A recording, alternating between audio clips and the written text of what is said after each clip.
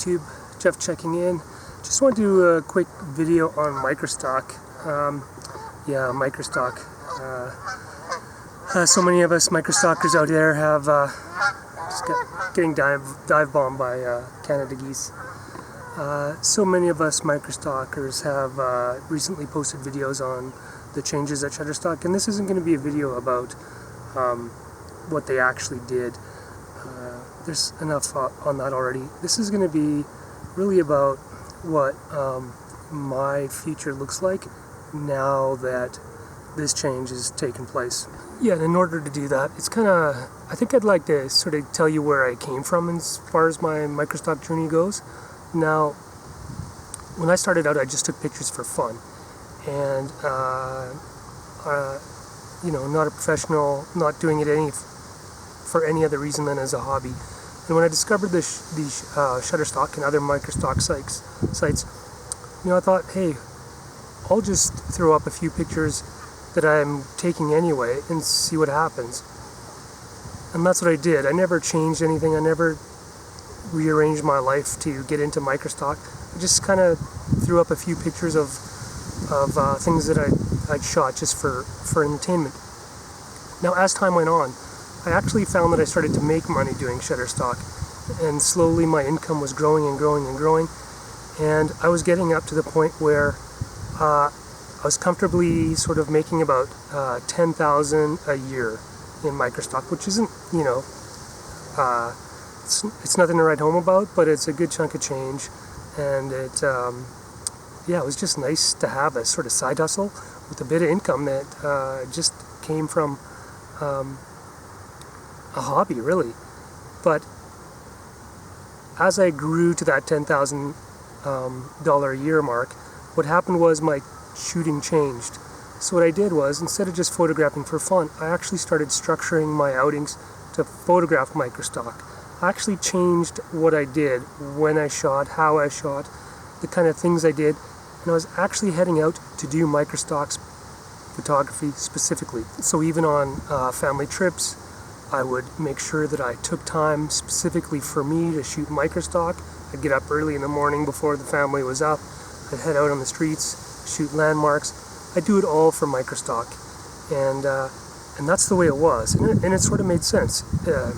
It gave me a goal. It gave me a purpose for my shooting, and it gave me external validation. All these sales, they made me think, hey, there's people out there that are interested in my photography. They may only be 25 cents interested, but they were still interested. And so there's a great joy that came out of doing microstock. So yeah, I loved it. But then in the last 2 years, things really started to change, and I noticed that my income from microstock generally was declining. For example, on Shutterstock, it really started about 24 months ago. I sort of was getting around a floor of $400 a month, and it could go up to $600, $650 some months. And so it was pretty good, but then it consistently trailed off from that mark down to where I am about right now, which is about $150 a month.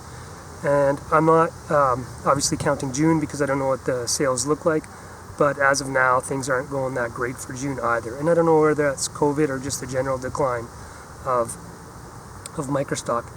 So things were going down anyway. So I think I would have got to this decision point regardless. The changes at Shutterstock, those might just be, the final straw that broke the camel's back. But, the camel's back was breaking anyway. Still, before this happened, I had already sort of thought, what am I going to do with microstock given the decline? And I saw two basic options. One was to go back to shooting for myself and just kind of flipping up the few pictures that I thought had some commercial potential on the Shutterstock, but to stop focusing on it and just getting back to shooting for fun, shooting for Instagram, shooting for YouTube, just more personal sort of projects. And I really started doing that. Recently I spent a lot of time photographing abandoned rural properties, and those are not. There's no commercial potential there at all. So that was option one, just focusing on myself. So the second thing that I was considering was really evaluating my portfolio and taking a look at where I lived. I'm in Alberta, Canada, and Saskatchewan's close by, BC's close by. The US, the northern states aren't that far away, so there is a chance for me to really look at what I have already and then shoot stuff that I don't have, focusing on provincial national parks that aren't heavily documented, focusing on cities that are also trying to attract visitors or tourists who have businesses, that require images for websites. And I started making a pretty solid inventory of the places that I wanted to shoot once spring got here and once summer got here. And some of those places were like Lethbridge. It's a beautiful city out on the prairies. Alberta has a ton of natural beauty that's outside of Banff and Jasper, which don't get photographed much. And so that was option B of the plan that I was looking at sort of implementing in order to try to get my microstock income going again. So at the end of May, beginning of June, I can't remember when it was exactly now, when Shutterstock came out with this news that they were restructuring the amount of money that contributors would earn, it really, I think, brought this to a head. And it's put me in a position where, I think now is the time to make the decision, and I think that's the case because I just don't see the other microstock sites adding up to what Shutterstock is going to leave in terms of a whole. I already kind of feel like Adobe, the review times have lengthened for royalty-free editorials moving fast. And so I don't know if they have a giant glut of editorial that they're trying to work through as contributors dump editorial in, or whether there's contributors that are flooding over to Adobe stock now that Shutterstock's done this. I don't know what it is, but the upload times have really slowed down at Adobe, and so I just think that that platform's going to get swamped too. And I don't make enough off Deposit Photos or 123RF or CanStock or the other sites that I'm part of to really have that influence the way I shoot. Now, it's fun to get that little income, but it's just not enough to change my behavior and sort of condition me to try to photograph commercial, or what I think would be commercial microstock subjects. So I guess where I'm going at now is the idea for me moving forward is to begin to shoot again entirely for myself. And if I get little things that are there's a whole flotilla of geese and baby geese coming by. I'm just going to show you.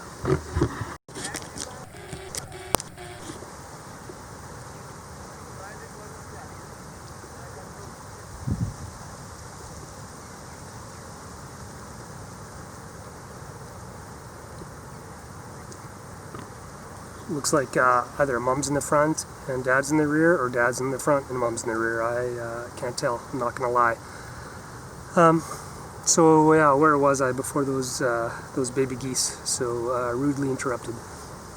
Yeah, so what I was saying is I'm not going to let microstock affect the way I shoot anymore. I'm going to go back to just photographing for myself and not worrying too much about the consequences. I'm also going to try to start focusing on this YouTube channel.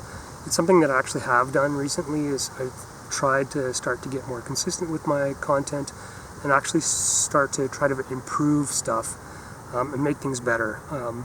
So there's that. And so with my current portfolio, I'm going to leave stuff up. I'm not pulling anything off the sites. I've already done the work to put it up. And yeah, I know some people are pulling already, and I've seen people that I kind of respect.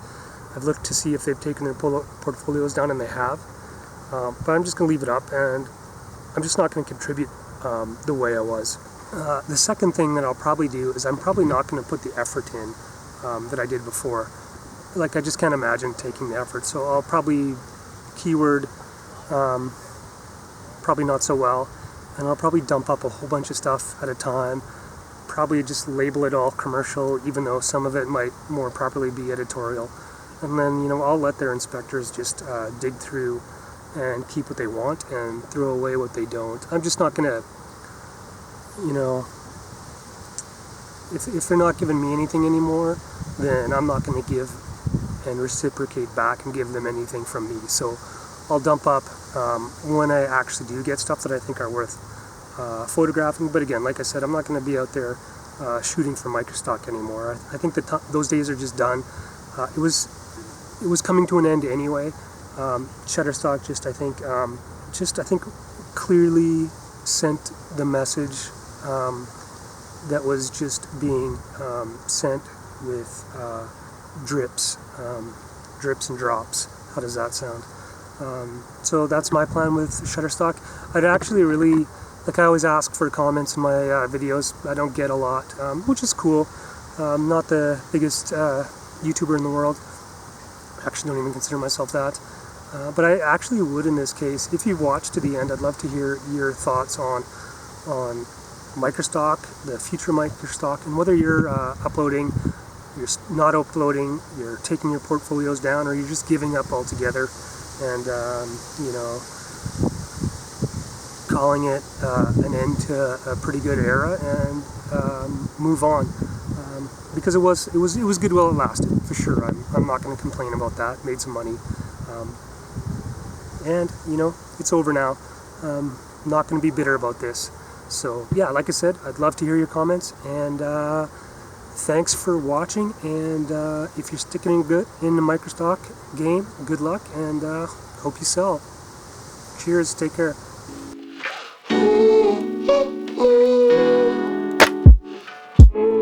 Days are long, your car won't start. It's hard to fix it with a broken heart. I know growing up